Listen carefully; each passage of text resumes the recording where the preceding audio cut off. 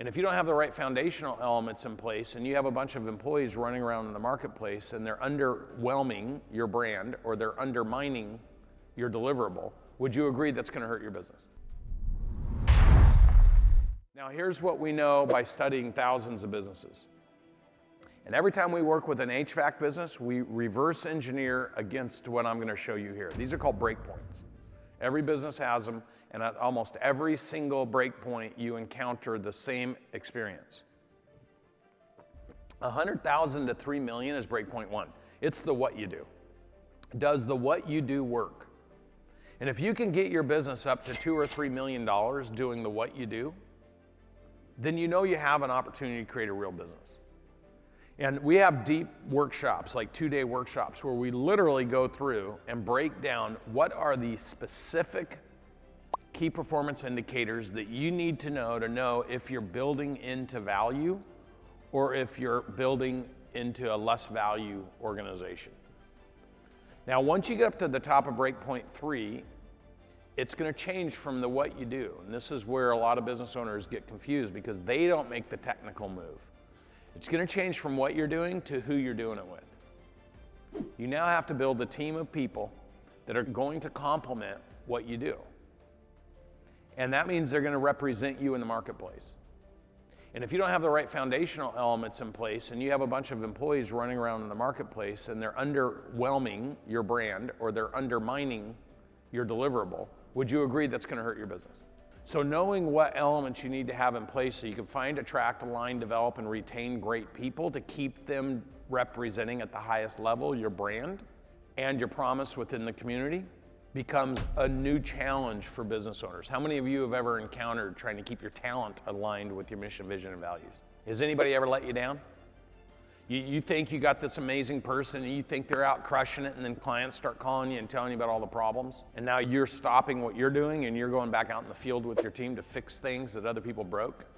It gets very frustrating, and when you find that frustration, it creates a belief that that's the normal.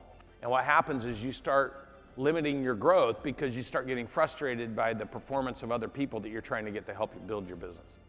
And I'm telling you, it's a technical break, but it should be something that's expected. And if you put the right elements in place, you won't have to deal with that. Now, once you start getting people out there and they start creating more momentum for your business, positive momentum, and you keep growing, the next thing is it won't matter the what. That's already working.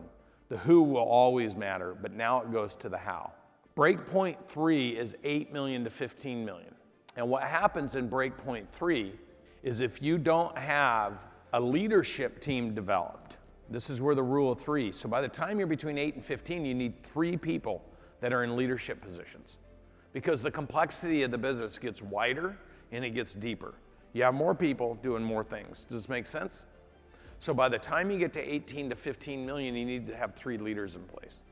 You have to intentionally find, attract, and develop those leaders back in breakpoint 1 and 2. It will be your legacy team that's aligned, committed, they believe in you, they believe in what you're doing in the marketplace. If you try to randomly hire people and just throw them into your business at 8 to 15 million and hope that they figure all that out, you're going to have problems. So here's a rule that you should write down, and I'm going to tell you this over working with over 15,000 employees across hundreds of different industries. Rule number 1 is you're never going to hire anybody to fix your problems. You just have to know going into it, you can't hire somebody to fix your problems. Most people that you try to hire into your business when you already have problems are going to create more problems. Because the same people that were in charge that let those problems occur in the first place are the same people that are ultimately in charge. And who would that be? It's the business owner.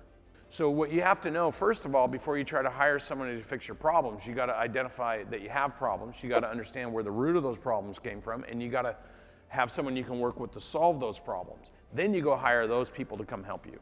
If you're ignorant to what your problems are and you just blame everybody else for it, you're going to hire somebody that's going to come in and you're going to have more of those problems.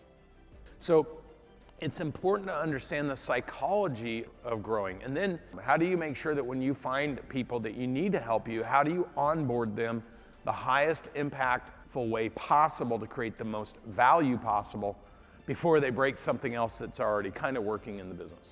You ever hire anybody and you're like, oh my God, I'm so glad I finally hired that person. And you put their attention on something and they make it worse? Does it ever happen to any of you? All of a sudden your 1 or 2 best people that you had blow out because of the new person that you hired? Of So how you integrate people into the business, it's a science, it's an art. It's not blunt force. And when you look at a lot of businesses that have the weight when they get up there and break point 2 and 3, 8 million to 15 million, you have a lot of weight on your business. Imagine you guys decide that you start making enough money in your business that you're gonna go build a new home. And you buy a piece of land and you're building your home and you get almost a full story into this thing and you start landing some new clients. All of a sudden you start making more money and you're like, oh my gosh, I'm making so much money. This is so amazing. I'm gonna throw a second level on my house. And so you go to your contractor and you're like, you know what? Hey, throw floor 2 on here. Let's just stack on top of it. This is gonna be amazing. And you're making more money and they're putting floor 2 on there and you're like, yo man, I am so crushing it. Put a 3rd floor on there. I'm gonna have great views. And so you got a reckless builder, they throw a 3rd floor on there, and then you're like, you know what, let's forget the roof. Let's put a pool top deck on. Let's put a swimming pool and a hot tub. We put a dance floor, we got great views. We'll put a bar up there. And all of a sudden you're throwing your first party, grand opening, home, come check out my badass home. All your buddies come, you turn the music on, the bass starts thumping, everybody starts jumping up and down, and what happens? Your house collapses on top of itself. It kills everybody. The builder's to blame. You, the owner, are to blame. Everybody loses everything because they say that you are a reckless doer. And you surrounded yourself with reckless doers. Now, fortunately, in the construction business, there's been some rules over the last 1,000 years put in place about what you can and can't do. But those rules have never been put in place for engineering a business. So when's the last time any of you have been to a program where someone engineered and constructed each floor of your business to make sure you had the right foundation in place, you had the right elements in place, you had the right structure in place, you could add the aesthetics you wanted to have in place, and you're doing it in a place that's gonna be determined to create value within the marketplace versus building it in the wrong side of town in the wrong marketplace where you're gonna lose all your money.